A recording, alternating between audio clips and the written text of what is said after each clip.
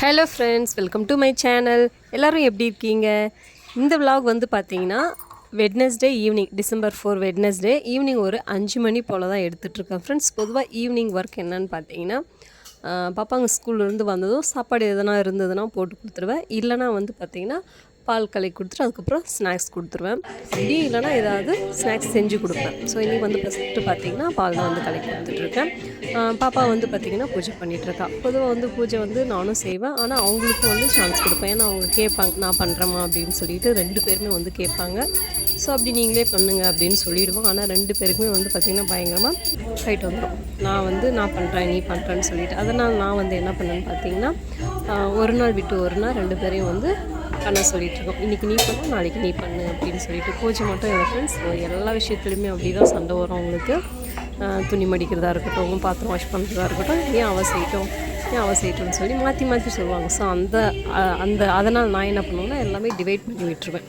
School டேஸில் கிடையாது, leave டேஸில் வந்து பார்த்திங்கன்னா, ஹாலிடேஸில் அவங்களுக்கு பாத்திரம் வாஷ் பண்ணுறது எல்லா வேலையுமே நான் வந்து கற்றுக்கிட்டோம் அப்படின்னு சொல்லிட்டு எல்லா வேலையுமே வந்து அவங்களுக்கு கொஞ்சம் செய்ய வைப்பேன். ஆனால் ஸ்கூல் டேஸில் வந்து நிறைய இருக்குது அவங்களுக்கு, ரைட்டிங், ரீடிங் எல்லாமே. ஸோ அதனால் வந்து வைக்க மாட்டேன். ஜஸ்ட் பூஜை மட்டும் அவங்க திருப்திக்காக ஓகே, நான் எல்லாம் க்ளீன் பண்ணி வச்சுடுவேன், எல்லாம் ரெடி பண்ணி. ஸோ அவங்க விலைக்கு ஏற்றிட்டு அவங்க ஊற்றி கற்பூரம் காமிச்சிட்டு படிக்க உட்காந்துருவாங்க. ஸோ அப்படி தான். எனக்கு வந்து பெருசாக எக்ஸ்பீரியன்ஸ் இல்லை ஃப்ரெண்ட்ஸ் இந்த மாதிரி சண்டைலாம், அக்கா தங்கச்சி சண்டை. ஏன்னா நான் எங்கள் வீட்டுக்கு வந்து பார்த்திங்கன்னா ஒரே பொண்ணு தான். எனக்கு கூட பிறந்த அக்கா தங்கச்சி இல்லை, ஒரு அண்ணா மட்டும்தான். ஸோ எனக்கு பெருசாக எக்ஸ்பீரியன்ஸ் இல்லை. ஆனால் அப்படியே மேரேஜ்க்கு அப்புறம் அப்படியே ஆப்போசிட். எனக்கு 3 பொண்ணுங்க. 2 பேர் வந்து பார்த்திங்கன்னா பெரியவங்க, 7th ஒன்று, 5th ஒரு பாப்பா, இன்னொரு பாப்பா குட்டி பாப்பா. நெக்ஸ்ட் இயர் தான் வந்து அட்மிஷன் போட போகிறோம். ஸோ அவங்க 2 பேருக்கு நிறைய சண்டை வரும் இந்த மாதிரி நிறைய விஷயத்தில். ஸோ எனக்கு இது வந்து புதுசாக தான் இருக்குது கொஞ்சம் எல்லாம். நானும் ஒரு வேளை அக்கா தங்கச்சி கூட பிறந்தா இப்படி தான் சண்டை பிடிச்சிட்டு இருந்திருக்கணும் என்னன்னு தெரியல. அவங்க அப்படி தான் இருக்காங்க. தினம் சமாதானப்படுத்துறதுக்கே கரெக்டாக இருக்கும். ஸோ இப்படி தான் போயிட்டுருக்கு.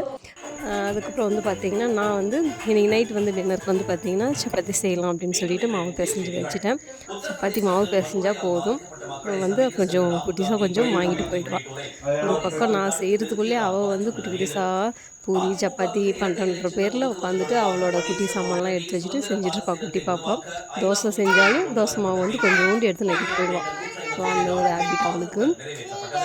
அதுக்கப்புறம் வந்து பார்த்திங்கன்னா நான் மாவு பிசைஞ்சு வச்சுட்டு ஒரு 6:30 வந்து பார்த்திங்கன்னா ஷார்ப்பாக வந்து உட்காந்துருவேன் ராமாயணம் பார்க்குறதுக்கு. அந்த ஒரு 1/2 மட்டும் பார்த்திங்கன்னா ராமாயணம் போட்டுருவோம் டிவியில். பாப்பாங்களுமே வந்து பார்த்திங்கன்னா விரும்பி பார்ப்பாங்க. ஸோ அந்த சீரியல் வந்து ராமாயணம் வந்து பிள்ளைங்களும் வந்து தெரிஞ்சிக்க வேண்டியது தானே அப்படின்னு சொல்லிட்டு வந்து நாங்கள் அது மாற்ற மாட்டோம். அந்த டைம் வந்து போட்டுட்டு அவங்களுமே பார்ப்பாங்க, நாங்களும் பார்ப்போம் மிஸ் பண்ணாமல். ரொம்ப பிடிக்கும்.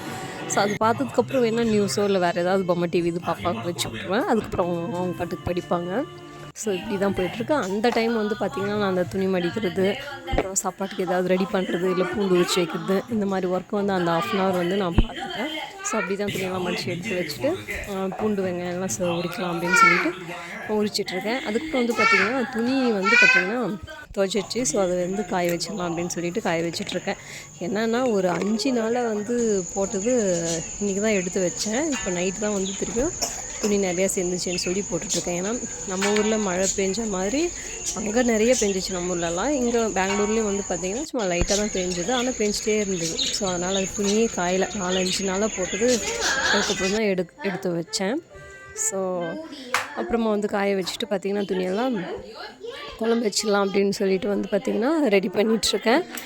இன்றைக்கி வந்து பார்த்திங்கன்னா முட்டை குழம்பு வச்சிடலாம் சப்பாத்திக்கு அப்படின்னு சொல்லிட்டு எல்லாம் கட் பண்ணி வச்சுருக்கேன். ஸோ ஒரு டைம் எப்படி தோணுதோ அந்த மாதிரி வைப்பேன் குழம்பு, முட்டை குழம்பு.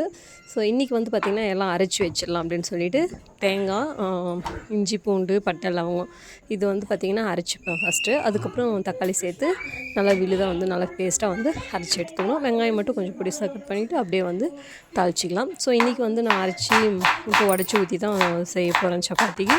ஸோ அம்மா இது போல் செய்வாங்க, நல்லாயிருக்கும் சப்பாத்தி. ஸோ அந்த மெத்தடில் தான் செஞ்சிட்ருக்கேன். வேறு மாதிரியும் செய்வேன். ஸோ இன்றைக்கி இது போல் செய்கிறேன்.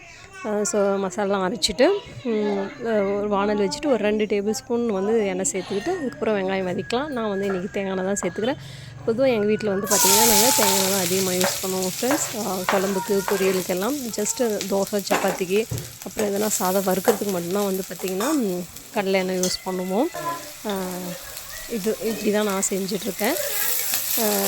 ஸோ வெங்காயம் கொஞ்சம் வதங்கினதுக்கப்புறம் கொஞ்சம் கருவேப்பிலை சேர்த்து வதக்கிட்டு நம்ம அரைச்சி வச்சுருந்த அந்த மசாலா வந்து சேர்த்துக்கலாம். இன்றைக்கி கொஞ்சம் காரம் அதிகம் எதுவும் சேர்க்கலாம். நான் கரம் மசாலா தனியாத்தூள்லாம் எதுவும் சேர்த்துக்கல. ஜஸ்ட் மசாலா சேர்த்துட்டு உப்பு அப்புறம் மஞ்சள்தூள் மிளகாத்தூள் மட்டும்தான் சேர்த்துக்கிறேன். தனியாத்தூள் கரம் மசாலா சேர்த்துக்கிட்டாலும் இன்னுமே சூப்பராக இருக்கும்.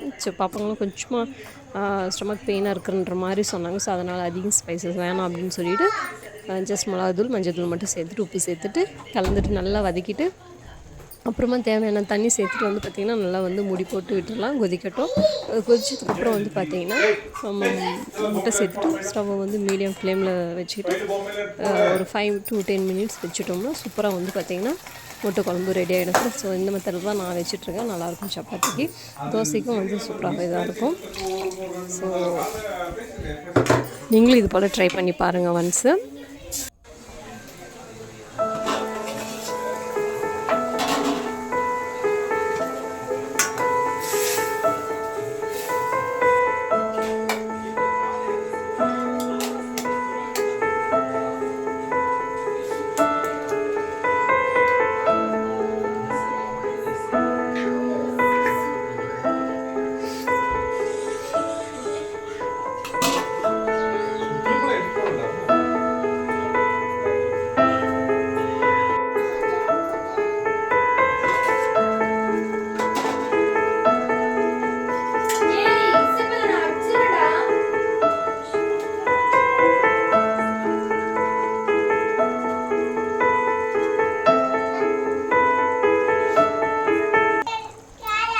ஸோ கடைசியாக வந்து பார்த்திங்கன்னா கொஞ்சம் கொத்தமல்லி தழை தூவிட்டு ஸ்டவ் ஆஃப் பண்ணிட்டோம்னா சூப்பராக வந்து முட்டை குழம்பு ரெடி. ஸோ அதுக்கப்புறம் வந்து பார்த்திங்கன்னா சுட சுட சப்பாத்தி வந்து போட்டு எடுக்கிறேன். எனக்கு வந்து ஃபேவரட் பார்த்திங்கன்னா சப்பாத்தி பூரி ஃப்ரெண்ட்ஸ். ஸோ இது சப்பாத்தி பூரிக்கு இந்த குழம்பு தான் இருக்கணும் அப்படின்றதுல வெறுமனே கூட சாப்பிடுவோம். அந்தளவுக்கு பிடிக்கும். உங்கள் யாருக்கு தான் சப்பாத்தி பூரி ஃபேவரட்னு சொல்லி மறக்காமல் கமெண்ட் பண்ணுங்கள். ஸோ இந்த வீடியோ உங்களுக்கு பிடிச்சிருந்ததுன்னா லைக் பண்ணுங்கள் ஃப்ரெண்ட்ஸ். இப்போ தான் நீங்கள் என்னோடய vlog ஃபஸ்ட் டைம் பார்க்குறீங்கன்னா சப்ஸ்கிரைப் பண்ணி சப்போர்ட் பண்ணுங்கள். ஸோ இந்த vlog இதோட முடிச்சுக்கிறேன். நெக்ஸ்ட் vlogல பார்க்கலாம் ஃப்ரெண்ட்ஸ். தேங்க்ஸ் ஃபார் வாட்சிங். பாய்.